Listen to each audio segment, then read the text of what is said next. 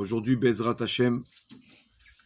Donc, nous sommes mercredi 3 octobre et le 24 du mois de Tishré.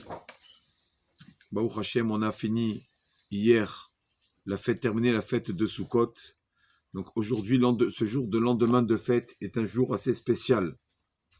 Ce jour-là s'appelle Isru Chag. Isru Chag. Qu'est-ce que ça veut dire Isru? Isru, en général, ça veut dire. La Gemara nous dit, dans la Gemara de Sukkot nous dit, voilà ce que c'est Isru Chag.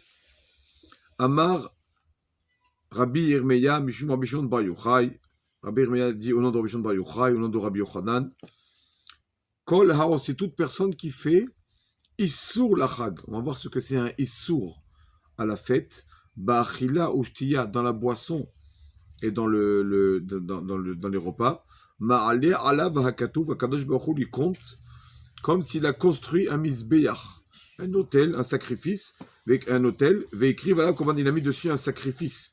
Une personne qu'aujourd'hui, le jour du lendemain de fête, fait une belle serouda, alors Hachem lui compte comme s'il a fait un autel, avec dessus, il a mis dessus un sacrifice, comme c'est marqué dans le verset. On le dit dans la lettre, Isurhag ba'avotim, ad kanot amizbeach. C'est quoi Isurhag? Isru, ça veut dire attaché, attaché. Les essor issar, attaché. Isurhag, être encore attaché à la fête. La personne qui, quand la fête, il y a deux façons, quand on entend un peu dans la communauté, les personnes qui parlent à deux façons de parler. Il y en a qui disent, ah ça c'est bon, hein, ah, il y a assez de jours de fête, on en a marre. Et donc pour eux, c'est une corvée. On veut se débarrasser des fêtes. On n'est pas content pendant les fêtes. Parce qu'on n'étudie pas, on n'ouvre pas, on n'est pas content, on ne perçoit pas la valeur des jours de fête. Si on aurait perçu vraiment la valeur des jours de fête, c'est des jours qui nous donnent de la force pour tous les jours à venir, les mois à venir jusqu'aux prochaines fêtes. Donc on a besoin de ces fêtes. Chaque moment de la fête nous donne de la force pour les jours après, les jours qu'on a sans fête. Mais il y a des personnes qui disent, ah, dommage que les fêtes ne sont plus là, dommage que les fêtes sont finies.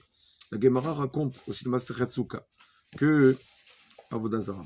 La Gemara raconte là-bas que quand viendra le Mashiach, alors d'autres nations diront, c'est pas juste.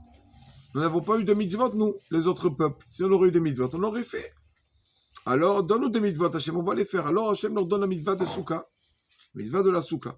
Et quand il leur donne la mitzvah, alors il va avoir un soleil chaud qui va taper. Alors, qu'est-ce qu'ils vont faire les autres nations? Qu'est-ce qu'ils vont faire? Ils vont sortir, lorsqu'ils vont mettre un coup de pied dans la Sukkah, ils vont sortir. Ah, il fait trop chaud ici. Et donc, on voit la différence entre le peuple d'Israël et les autres. Mais c'est vrai, les pauvres, s'il fait tellement chaud, c'est normal qu'on sorte de la Soukha. Si vraiment on n'est pas bien dans la Soukha, on est dispensé de la Soukha. Mais là, nous dit le sage, la différence, c'est quand on sort de la Soukha. Si nous, quand on sort de la Soukha, on n'a pas pu faire la Soukha, il fait trop chaud, il pleut. On a de la peine de ne pas avoir fait la mitzvah. Mais d'autres personnes, quand ils sortent de la Soukha, ils mettent un coup de pied dans la Soukha. Donc, c'est un mépris dans la Soukha. Tout dépend de la personne. Quand il ne peut pas faire la mitzvah, ou la mitzvah se finit, est-ce qu'il est triste ou est-ce qu'il est joyeux?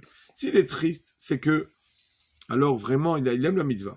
Mais s'il est joyeux, ça y est, on a marre, on a trop mangé ses fêtes, on a trop fait, trop prié, on était trop à la synagogue. Là, une personne, il voit qu'en fait, il a fait les choses parce qu'il est, par obligation, pas fait les choses par jour. Et donc là, pour ne pas se séparer directement de la fête, on fête ce jour aujourd'hui, qui s'appelle Isru, on est encore attaché à la fête. D'accord? Isru, ça veut dire attaché. Donc c'est bien de faire aussi aujourd'hui un petit repas de fête. On ne va pas fatiguer les femmes, tout ça, mais la personne qui marque le coup, voilà, qui mange pas comme d'habitude, qui mange quelque chose un bon plat ou quoi, je sais pas, qu'on s'organisait pour marquer le coup de ce jour-là. Issou, qu'on est attaché à la fête. C'est comme une personne qui a jeûné, par exemple 2 ou 3 jours, et d'un coup il prend un gros plat. Il n'est pas bien. Il n'est pas bien parce que d'un coup de passer du jeûne à manger des gros plats, ça va lui faire mal. Il faut aller doucement, doucement. Pareil, dans la fête. La sainteté de la fête est tellement grande, la sainteté, tellement intense. On ne peut pas d'un coup de la fête passer direct à Chol à la semaine comme ça, à revenir comme on était avant. Il faut doucement, doucement. Donc on fait le Issoukha qui est au milieu. On peut faire des travaux profanes de la voiture, tout ça, on peut, mais on reste un peu encore dans l'ambiance de la fête. C'est pour ça qu'on l'appelle Issoukha. C'est comme si on a fait un sacrifice. Issoukha, quand on fait la fête Issoukha, Ad Karnot, c'est comme si on est arrivé sur les coins du misbéach, comme si on amenait un sacrifice important de ce jour, bien s'habiller, mettre des beaux habits, des habits de fête, mettre un bon repas, on fait la mitzvah. Je lis le langage, ce qui nous marque le Rav Chida. Voilà, nous dit le Rav Chida, ce qu'il faisait avant. Nous, on croit qu'on a fait les fêtes, on croit que peut-être on s'est un peu levé au sichot, on croit que ça y est, Baruch Hashem, on est tout blanc. Il dit le Chida, on fait que commencer. Il dit le Chida, comme c'est beau. Il dit, montre, le Horot, il faut montrer à Kadosh Baruch Hu. Comme ce qu'on a fait jusqu'à maintenant, les fanim, on n'a pas fait semblant, chas vechalila. Les faits, on a demandé pardon, on a tapé, vidou, etc., on a pleuré. Montre à Hachem qu'on ne fait pas semblant. Nous ne sommes pas des acteurs de cinéma. Donc si maintenant, le lendemain de la fête du Chida, on commence à faire n'importe quoi, quand on s'affaiblit dans le service d'Akadosh Baruch Hu, ça montre que tout ce qu'on a fait, c'est par intérêt, on avait besoin, on veut une bonne année. Mais c'est pas pour servir Hachem. Donc nous dit le Chida, Adraba, au contraire, commence bien, Bezrat Hachem, le lendemain de la fête, un peu ouvrir des livres, un peu étudier la Torah, les mitzvot, et dit que qu'est-ce que faisaient les rabbanim avant? Regardez ce que faisaient les rabbanim. Les rabbanim, le lendemain de Simchat Torah, il dit, pendant 12 jours, tous les soirs, les rabbanim se rassemblaient. Nous, ils étudiaient tous ensemble. Pourquoi? Un soir par mois. D'accord, il y a 12 mois dans l'année. Donc, à partir du lendemain de Simchat Torah, donc à partir de ce soir, ils se rassemblaient tous pour étudier, pour comme ça montrer à Hachem que voilà, on va étudier pendant ces 12 mois. On ne va pas, Chas Shalom, être comme on était avant. Donc, il dit c'est une bonne chose de faire ça. Bon, nous, on n'est pas des chassidim, au moins, même dans la journée, on peut faire. L'essentiel, c'est d'ouvrir le livre, d'étudier. Et voilà. Et de marquer aujourd'hui le coup de Issur Rag, comme ça, rester un peu dans l'ambiance de la fête, pour après pouvoir Bezrat Hachem encore avancer. Baruch Adonai Le'olam. Amen, amen.